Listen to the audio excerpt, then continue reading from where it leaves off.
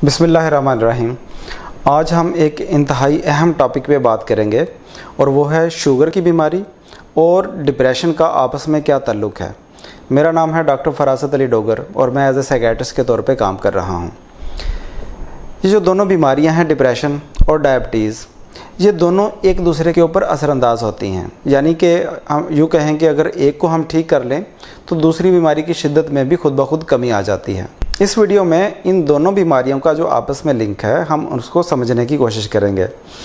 अक्सर ऐसे देखा गया है कि जो लोग डिप्रेशन का शिकार होते हैं, या हम दूसरी तरफ बात कर लेते हैं, शुगर की बीमारी है और पहले कंट्रोल अच्छा था, फिर कोई ऐसा स्ट्रेस आया, टेंशन में गए, शुगर लेवल बढ़ गया। अब ये चीज़, इसके पीछे कोई ना कोई मैकेनिज़्म है जिसके ऊपर हमने आज बात करनी है। पहला जो लिंक होता है, अगर मैं सबसे पहले बात करूं, तो वो है कि डिप्रेशन की वजह से इंसान के जिस्म में ऐसे केमिकल का अखराज होता है जिनको हम स्ट्रेस हार्मोन्स कहते हैं। 2-3 के नाम मैं ले देता हूँ, मसलन कॉर्टिसोल है या ग्लूकागान है। तो ये क्या करते हैं, ये इंसानी जिस्म में जो शुगर की मिकदार है उसको बढ़ाते हैं। ठीक है, अब बढ़ाना क्यों ज़रूरी होता है, ये भी अल्लाह की तरफ से एक मैकेनिज़्म है कि जब भी जिस चीज़ की ज़्यादा ज़रूरत पड़ती है उसकी मिकदार खून में बढ़ जाती है। और आम लोगों में तो ये ठीक होता है कि जैसे एक और मिसाल दूं, जैसे हम वर्जिश करें तो उसमें दिल की धड़कन तेज़ हो जाती है, तो यानी मसल को खून ज़्यादा चाहिए होता है तो दिल की धड़कन तेज़ होती है और वो कमी पूरी कर देती है।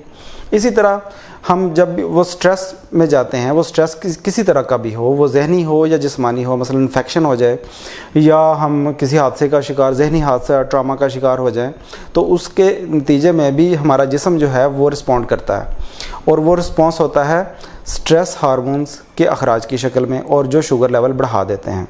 आम लोगों में तो हमें इसकी ज़रूरत होती है, लेकिन वो लोग जो पहले ही शुगर की बीमारी का शिकार होते हैं उनके लिए ये चीज़ प्रॉब्लमेटिक हो जाती है।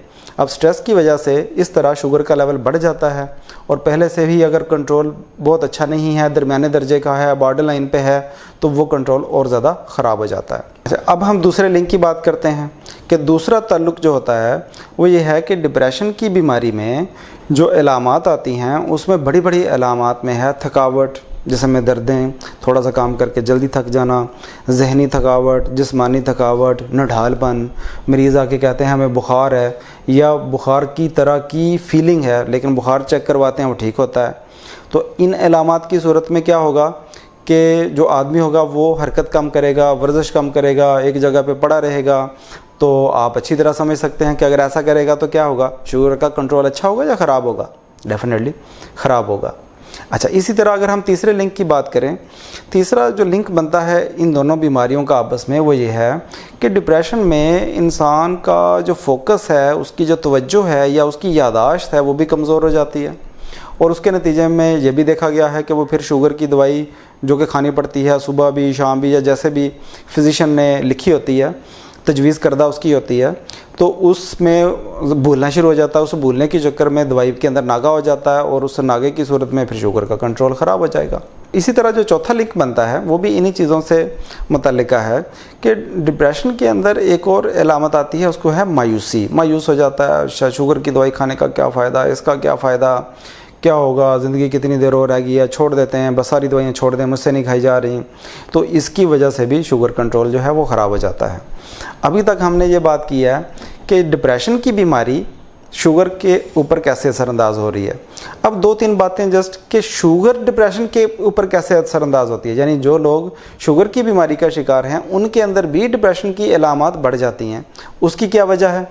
उसकी वजह, पहली वजह तो ये है कि शुगर की बीमारी का और शुगर की दवाई खाने का अपना एक स्ट्रेस है कि जी खौफ है या डर है या बोझ है, अच्छा बीमारी आ गई है, अच्छा दवाई खानी है, अच्छा सुबह भी खानी है, अच्छा शाम को भी खानी है, मीठा बहुत पसंद है, अब मीठे के ऊपर पाबंदी लग गई है, तो बाकी चीज़ें। एक तो ये, दूसरा इसका डर, यानी शुगर के अपने इर्द गिर्द में जो शुगर की मरीज़ देखे हैं, जी शुगर ने पाँव पे असर कर दिया, आंखों पे असर कर दिया, गुर्दों पे असर कर दिया, तो इसका कहीं ना कहीं अंदरूनी तौर पे अनकॉन्शियस में इसका कोई ना कोई डर मौजूद होता है जो कि फिर अपना रंग दिखाता है, उसका स्ट्रेस होता है।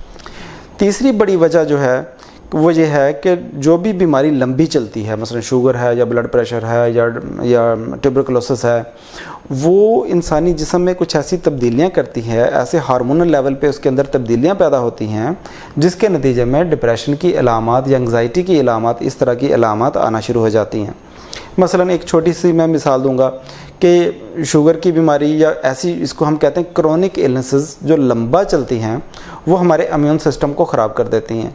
तो उसी इम्यून सिस्टम में एक केमिकल का नाम है जिसको हम कहते हैं इंटरल्यूकिन 6। जब उसके लेवल में जब तब्दीली आती है तो वो भी हमें दूसरी तरफ ले जाती है, जिसको हम डिप्रेशन कहते हैं। तो ये चंद एक बातें थी, तो किस तरह दोनों बीमारियां एक दूसरे के ऊपर असरअंदाज होती हैं।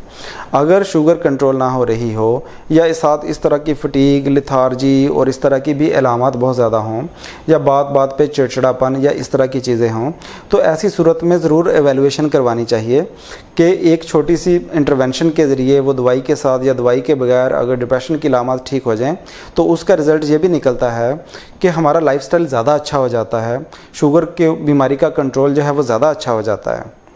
तो इस वीडियो में हमने इन्हीं दो चीज़ों को समझने की कोशिश की है। उम्मीद है हमारी वीडियो पसंद आई होगी। देखते रहिए साइकियाट्री क्लिनिक। अल्लाह हाफिज़।